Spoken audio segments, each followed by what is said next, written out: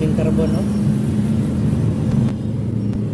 So, hindi pa po natin ito nalinisan. Syempre, bago po natin ikabit sa ating mga motor, mga kamotorides, mga boss, linisin po muna natin at syempre tatanggalin po natin itong ating valve seal. So ito po ang ipapalit po natin, bagong valve seal po dito sa ating XRM 125 mga boss na si Mighty. Okay, so as you can see, ito po yung kanyang piston mga boss, sobrang itim na po. So napakadumi at so ang dami na po niyang mga carbon. Ayan, so ito po ang tendency mga boss, dahilan din po na ang ating mga motor ay posible talaga na mag loss compression.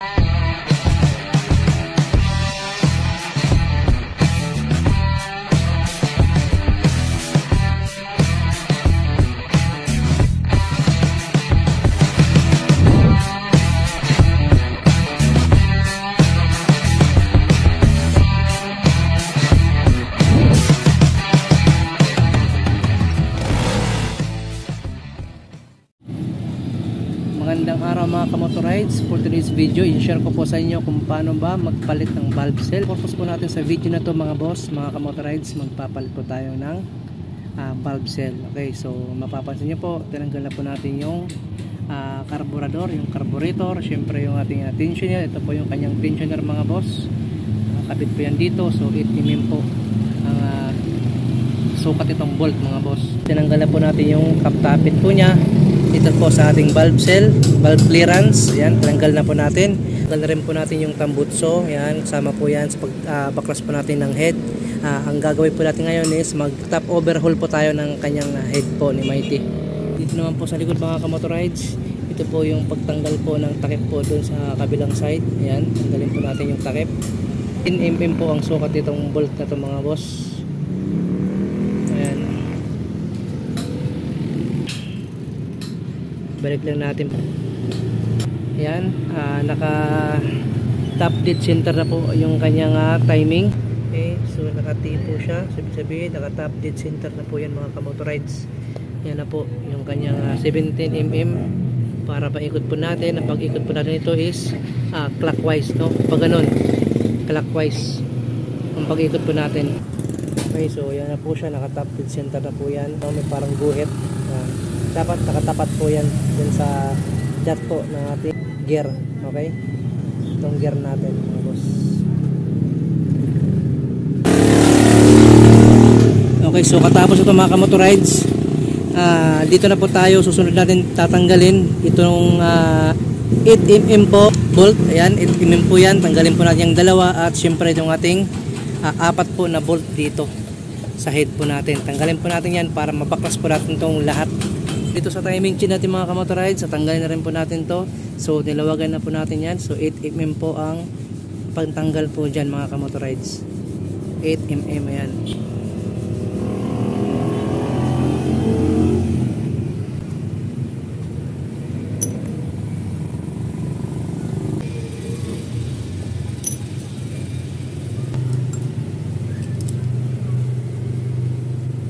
Tanggalin lang natin itong kanyang pinakakadena, timing chain ang tawag nito mga kamotorides. Ayan. Tanggal na natin. Okay. So dito naman sa head natin, ito yung 12 mm po na nut dito, yung 12 mm ito po siya. Dito po yan at syempre nilawagan na po natin para mas madali. Ayan. So 12 mm po ang sukat dito. Yung pananggal po nito 12 mm. Ito na siya, ayan na. Okay, ito. Tapos tanggalin na natin ngayon, pupukpukin natin yan.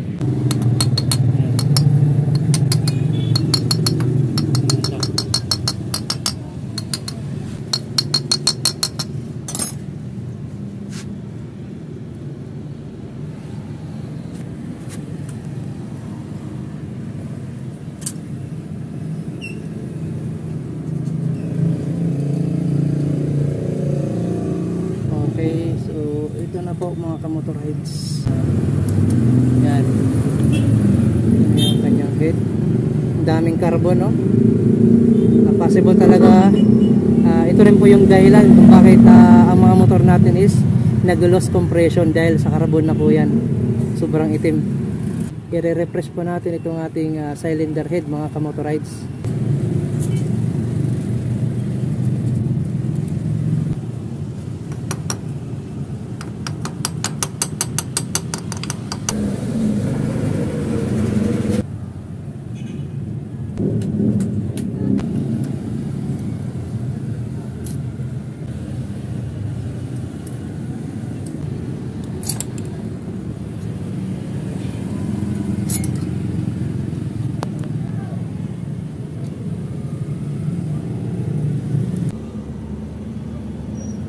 Grabing carbon, no?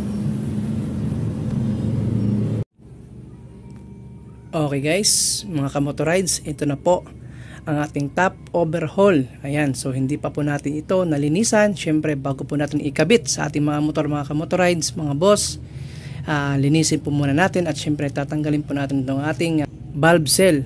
So ito po ang ipapalit po natin, bagong valve seal po dito sa ating XRM 125 mga boss na si Mighty. Okay, so as you can see, ito po yung kanyang piston mga boss, sobrang itim na po. So napakadumi at so ang dami na po niyang mga carbon. Ayan, so ito po ang tendency mga boss, kung isang dahilan din po na ang ating mga motor ay posible talaga na mag-loss compression. So ito mga boss na mga carbon po na ito, once na matanggalan po ito mga boss ng kahit kaunti lang na carbon dyan at syempre pumasok po yan dito ating tire valve mga boss, malaki po ang tsansa na mag loss compressor ang ating mga motor. So ayan, as you can see, so ang dami po niya mga carbon, so dapat po linisin po natin ito at mawala. Okay, so sa video na to mga boss, ipapakita ko rin po sa inyo kung paano natin po ikabit itong ating valve seal. Ayan, so ito, napaka-importante nitong ating valve seal. So as you can see mga boss, yan po yung kanyang spring. Yan. So dyan po tayo nag-tune up. Dyan po tayo nag-adjust. So ito po yung ating tire valve mga boss. Palit lang po ako ng bagong valve para refresh. So ito for XRM 125 din po ito. Itong ating tire valve mga boss. Ayan, nakalagay dito. Wave 125. So pwede rin po ito sa ating XRM 125 kasi same lang naman po ng makina. Sa video na to mga boss, hindi ko na po sa inyo ipapakita kung paano ko po itong linisin. Discarding malupit na lang po ninyo. At syempre sa akin, gagawin ko na lang po ang aking makakaya na para maging refresh, maging bago, maganda tingnan ang ating black. Syempre yung ating cylinder head mga boss, tatanggalin natin itong camshaft syempre para matanggal natin yung kanyang rocker arm. Okay, so gamit natin yung 10mm po dito na bolt. Yan, so mayroon po siyang 10mm na bolt. So dito po tayo magsisimula magtanggal para makuha natin yung camshaft. Syempre nilawagan ko na po ito mga kamotorides. So sundan nyo lang po ito. Okay, so ito mga boss, huwag nyo po itong iwawala dahil hindi kayo makakakabit niya pag nawala po yung lock na yan. Okay, so dito mga kamotorides, natanggal na po natin yung 10mm na lock. Ito po yung nut nya.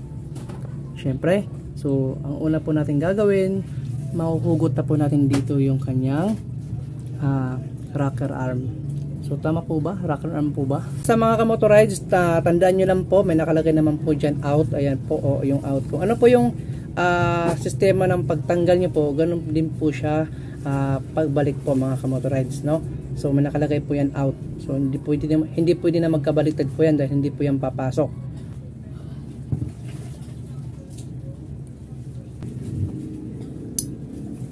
So ito na po yung kanyang lock.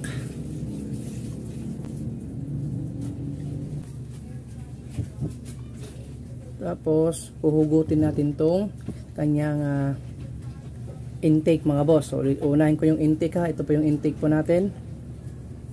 Ito. Hugot na po natin to. So pwede kayo gumamit ng long nose o plies.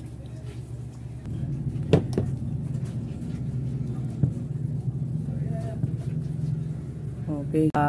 Dalawa po ito ha. Dalawa. Isa yung maliit at saka isa po yung mahaba. Ang mahaba po dito sa ating exhaust mga boss. Ayan. So kung mapapansin nyo po, pagkumpara po natin, ayan, so napakaliit po ng intake at napakahaba po ng exhaust, kaya hindi po kayo dyan maliligaw mga boss. Okay, so dito po pwede na po natin tanggalin yung kanyang rocker arm. Okay, so dito po sa rocker arm mga boss, tandaan nyo po kung ano po yung una po ninyo tinanggal, at para hindi kayo maligaw, may mga numero po ito mga boss. So dito po anong number to, may ano to para sa pagtanggal mga boss, matandaan nyo po kung ano po yung sa taas, sa intake at saka sa exhaust. Yan ang titingnan muna natin. Number 6, number 5. So as you can see, number 6, number 5 po ba ito? Tingnan natin yung kabila. Yun, ito po yung kabila. Number 2. Number 2 ito mga boss.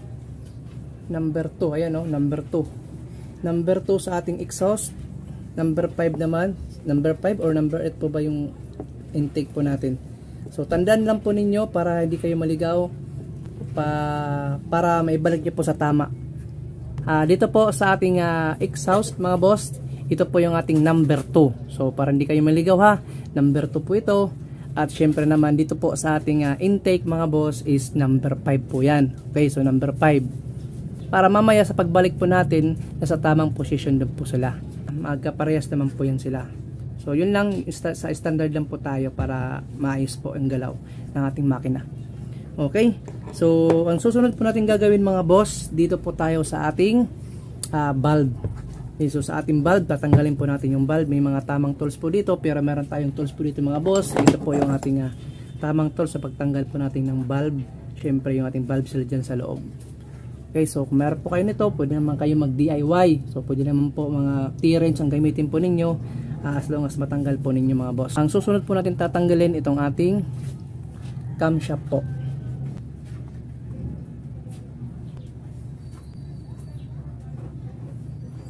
Okay, so ang tamang position nito mga boss sa paglagay po mamaya kung nalinisan na po natin ito, ito. Okay, so tandaan nyo lang, ito po yung kanyang tamang paglagay. Okay, so ito po yung kanyang head mga boss, yan. Okay, so papasok lang po natin yan doon sa loob. So ito yung ito yung guide po natin, yung may dot, may butas. So hindi pwedeng pa ganun. Okay mga boss, so ang susunod po natin tatanggalan itong ating valve. So lagyan natin ng pangkalang dito po sa ilalim ng ating valve. So pwede po damit ilagay dito, pero sa ating biniling tools, ayan, kasama na po ito. Tatlo po ito, no? Kasama itong rubber mga boss. So mga lang po yan sa ating valve sa ilalim.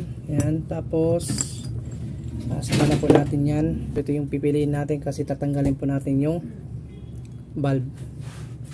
So i-deal lang na natin to mga boss para matanggal natin yung lock.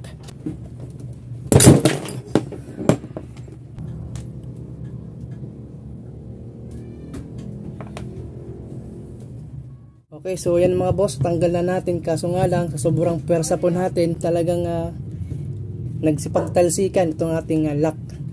So buti na lang at nakita po natin itong lock, ayan o, yung dalawang lock mga boss. At syempre itong spring, tanggal na natin. Pwede na po natin makuha itong valve. Yan. Kukunin natin yung valve seal.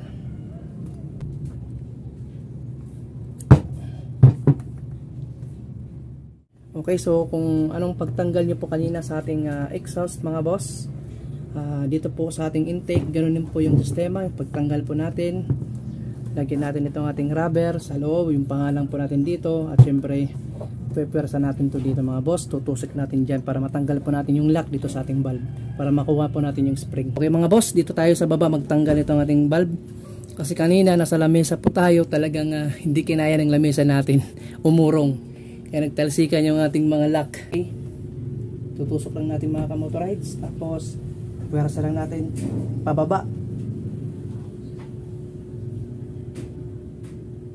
Okay, so ito na ang lock, natanggal na po natin. Syempre kasama dito yung spring. Ito na yung spring. Yan. Ito yung parang washer nya. Tapos ito yung spring. Okay. Tapos patatanggal na natin syempre yung ating valve sa ating intake. Sobrang kapal ng carbon. Ayan, sobrang kapal. Ayan, tanggalin natin to. Mahirap na rin po siyang tanggalin, no? Okay, so yan po yung kanyang carbon. Sobrang kapal. At dito nagmumula yung ating paglo-loss compression, mga kamotorides. Okay, so as you can see, kukunin natin yung isang valve cell. Ito yung ating valve cell.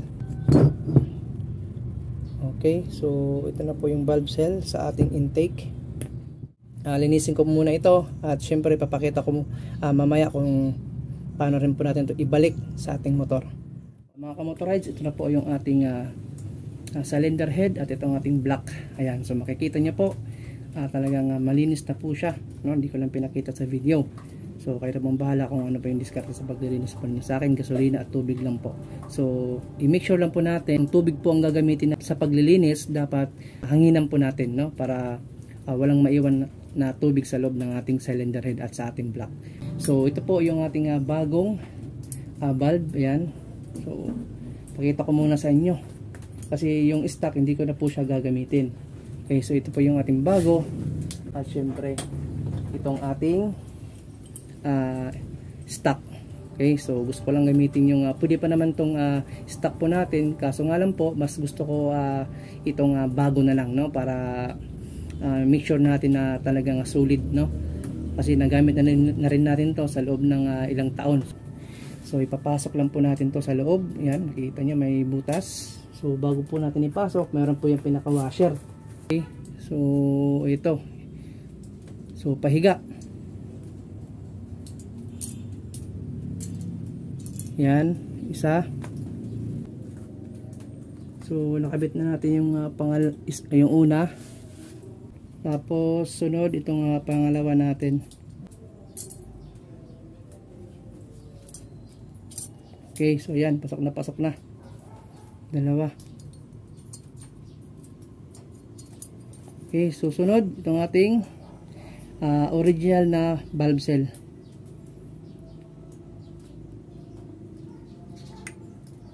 Okay. Yan. Next, yung isa naman nating valve cell.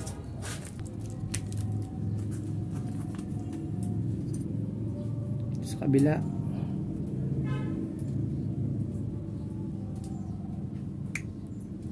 Yan. Babalikan na natin tong ating exhaust, maliit na valve. Tapos ating pangalawa dito sa ating intake. Okay, so ang susunod natin, nilagyan natin yung spring. Syempre nandiyan yung rocker arm, syempre yung ating itong cam natin, spring, ito yung mga spring. Okay, so syempre ito yung mga lock ito sa ating rocker arm. Okay, so, kakabit na natin to pa isa-isa. Okay, sa pagkakabit po natin ng valve spring, mga kamotorides, ito po yung una natin ipapasok. Okay, itong una. Kasi ito, malaki yung awang, ito maliliit. Ito yung una natin. Yan ang una. Tapos, syempre itong ating lock. Ayan. Dalawang lock. Tsaka ito parang, walang ang tawag nito. Parang washer po siya. Para po dito sa ating valve spring. Tapos ilagay natin yung dalawang lock.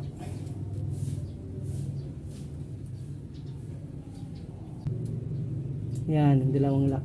Tapos meron tayong tools. Ayan, yung pang ano natin para pumasok. Di yung tools na pwede natin gamitin dito.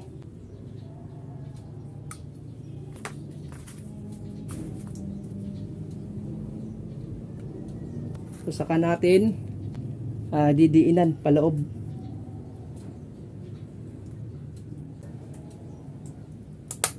Ayan. Okay. So, ayun na siya. Pasok na pasok. Kabit na natin yung intake. Sunod, yung ating exhaust, mga kamotorides. Ayan. Yung exhaust na. Lagyan natin ulit ng spring. Same process din. Same process. Ito yung ilalim. Ayan.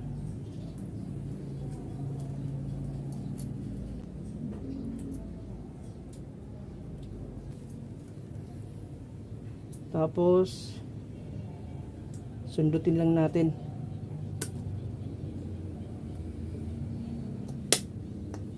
Okay. Yan na siya. So, kumpleto. Kabilaan po yan. So, next, ang susunod natin is itong ating camshaft, no? So, ang tamang paglagay nito mga kamotorides, so dapat ito, no, naka-rest position po siya. Hindi po ganito. Okay? Tandaan nyo po, ayan. Hindi po ganyan. Dapat ganito. Naka-rest position po yung ating camshaft mga kamotorides. Ayan o. So, lagyan muna natin ng langis.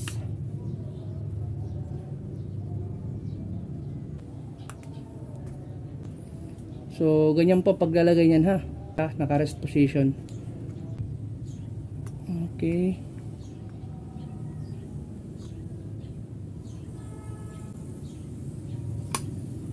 Yan. Okay, so goods na yan. Sunod, itong ating rocker arm. Number 2 yung ang ating exhaust, no? Exhaust, number 2. Sa exhaust, lalagay natin to. Number 2. Rocker arm.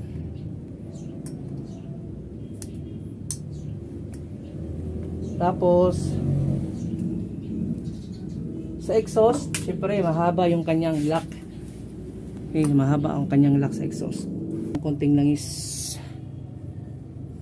para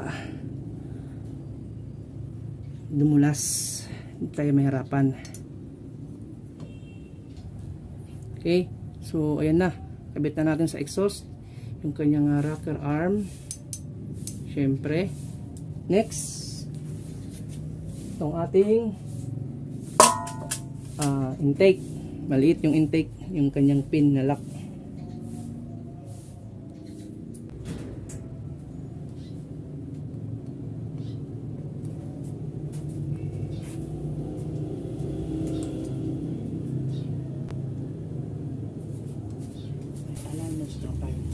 Okay, so ganoon lang.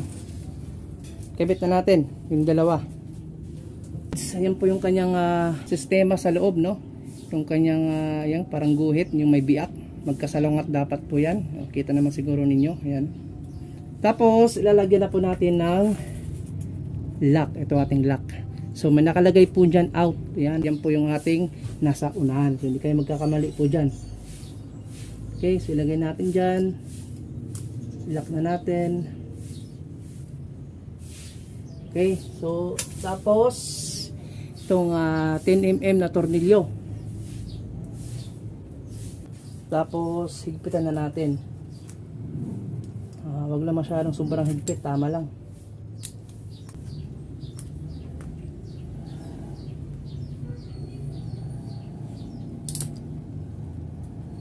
Okay, so ganoon lang kasimple mga kamotorides. Napakadali lang magkabit nito kahit hindi na kayo magpunta sa mga mekaniko. Basta tandaan nyo lang po kung ano po yung binaklas po ninyo at ganoon din po sa pagbabalik. So mamaya mga kamotorides, pupunta ko sa labas dahil nandun po yung si Mighty, yung ating motor. Kakabit na po natin ito. Siyempre, tingnan natin mamaya kung magagawan pa natin ng video kasi medyo nag-uulan po. So ito yung ating piston mga kamotorides. Papakita ko lang po sa inyo. Ayan, so nalinisan ko lang po yan. Sobrang dumi po yan kung nakita nyo po.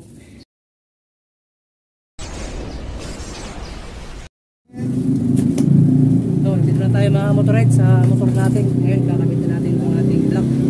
So, sa pagkakabit ng block, syempre, lalagyan muna natin yan ng oil. Ayan, oil. Ayan. Para sa ating piston. Lalagyan din natin yan ng oil.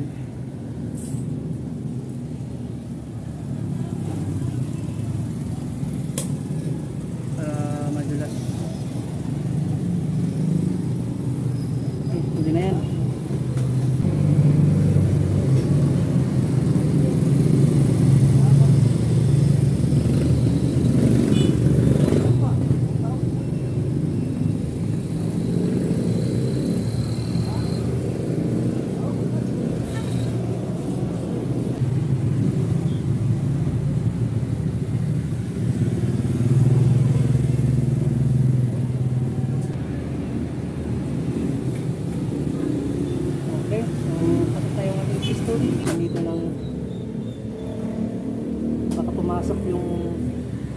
lock natin na circlip. Ayan. Make sure lang natin na hindi siya pumasok na sa loob. May itong lock.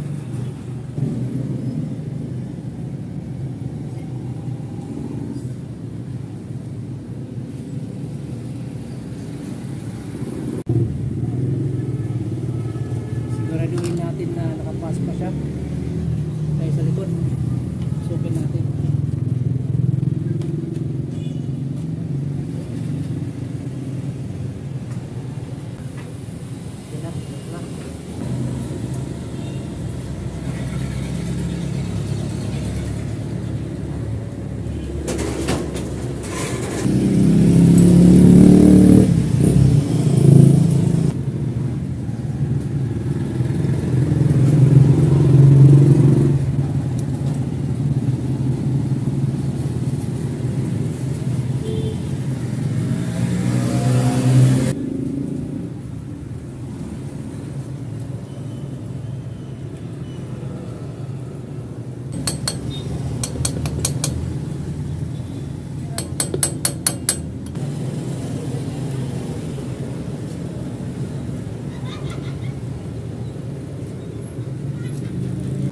Ito yung top head natin mga kamotorides. So nakatap na po yan. Ayan na yung piston nya. Bago nating biniling gasket. Yung gagamitin nating gasket dito.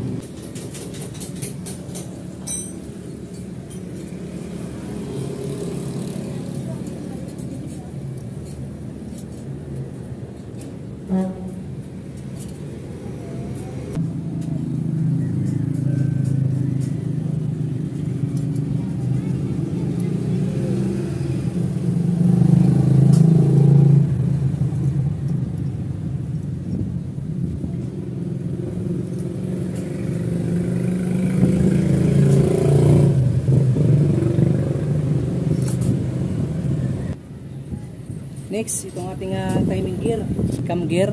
So ito muna ang ating unahin. So dito, meron dito bronze.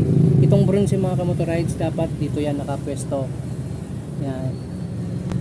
And the rest, ito, dito na yan lahat.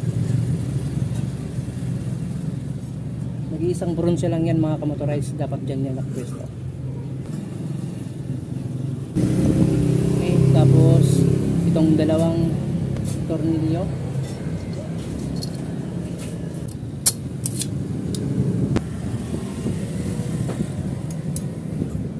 higpitan na natin. So dapat pantay-pantay yung panghigpit natin dito, magkabilaan mga kamotorides.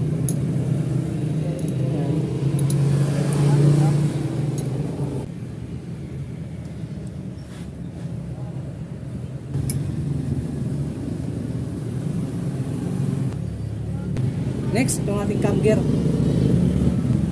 Okay, so ito yung cam gear. So ito yung po ang ating timing mark. Ayan. May bilog. So yan po yung timing mark po natin. Dapat nakatapat po yan dito. So makikita kayo dyan parang nagbuhit.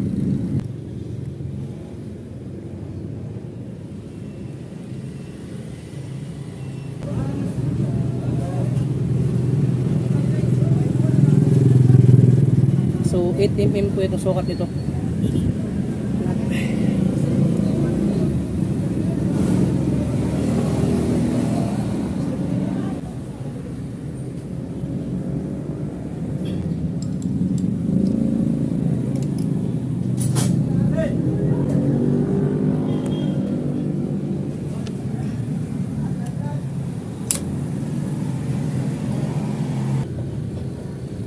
Okay, so ilagay na natin yung ating tensioner ng ating rides.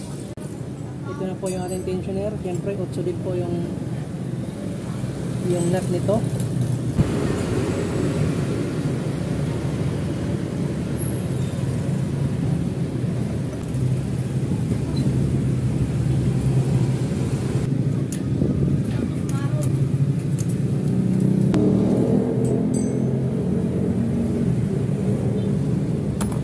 Susunod natin yung carburetor na mga kamotorides. Carburetor. Okay, kakabitan natin yung carburetor. Ito yung pinakahuli natin sa lahat.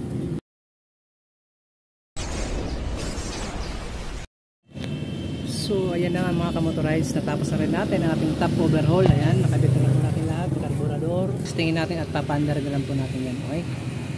Okay, so ganoon lang kasimple mga kamotorize. Kung nagustuhan nyo po itong video, wag naman po ninyong kalimutan mag-like. Siyempre, kung hindi ka pa nakapag-subscribe, please subscribe and hit the notification bell para always updated lagi sa ating mga video tutorial dito kay Motorides. Okay? So mamaya testingin na lang po natin yan. Kakabit muna natin yung ating tambutso mga kamotorides. Ayan, kasi nakalaylay pa yung tambutso natin. Ayan, okay, wala pa kasi tambutso. Subukan natin ha. O ayan, one click mga kamotorides. One click lang siya. Ayun lang, talagang maingay pa kasi wala pa siyang tambutso. Hindi pa nakakabit. Wala pang tambutso, hindi pa nakakabit yung tambutso.